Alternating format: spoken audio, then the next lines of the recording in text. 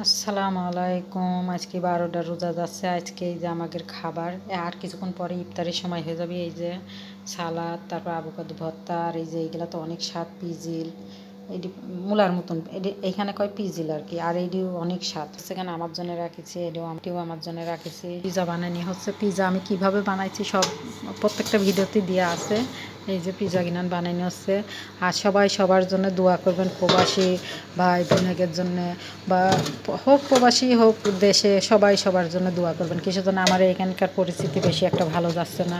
আবার এই দেশের ছেলে মেয়েরাও আরব দেশে যায়, পড়ালেখা চাকরি করে, জব করে।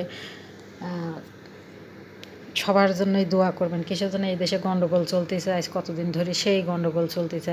আর এই যে বোম মারে না, আমার এইখানটা হয়েই অন্য অন্য রাষ্ট্রে যায় পড়ে আর কি।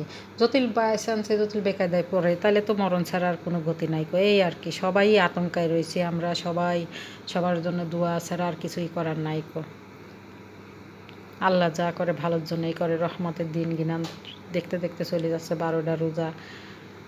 রমজান মোবারক সবাইকে, রামাদান কারিম, আল্লাহর রহমত। আর রহমতের দিনে এই যে গণ্ডগোল চলতেছে, এই আর কি, কী কর। আর আমি যতদিন ধরে রয়েছি প্রায় শুনি খালি গণ্ডগোলই হয়, এরকম গণ্ডগোলই হয়, প্রায়ই শুনি আর কি।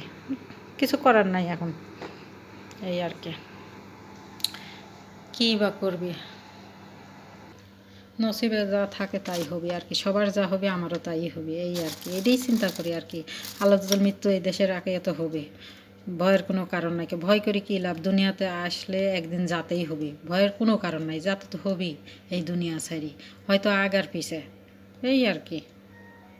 ফাইনালি আমার হয়ে গেছে মাশাআল্লাহ পিজা। আর একটু পরে আমাদের মাগরিবের সময়।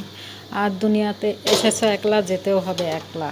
হ্যাঁ, দুনিয়া ছেড়ে যাতেই হবে। দুনিয়ার মুখ যে সময় দেখবে সেই সময় মানে চিন্তা করে থুতে হবে যে এক সময় চলে যেতে হবে পৃথিবী ছেড়ে।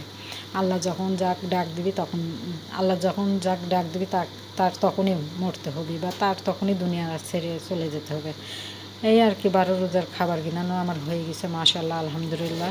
ভুলছুটি হলে ক্ষমা দৃষ্টিতে দেখবেন। আসসালামু আলাইকুম। উল্টাপাল্টা কথা কয়ে থাকি তো অনেক সময়, যাই হোক, ক্ষমা দৃষ্টিতে দেখবেন। আসসালামু আলাইকুম।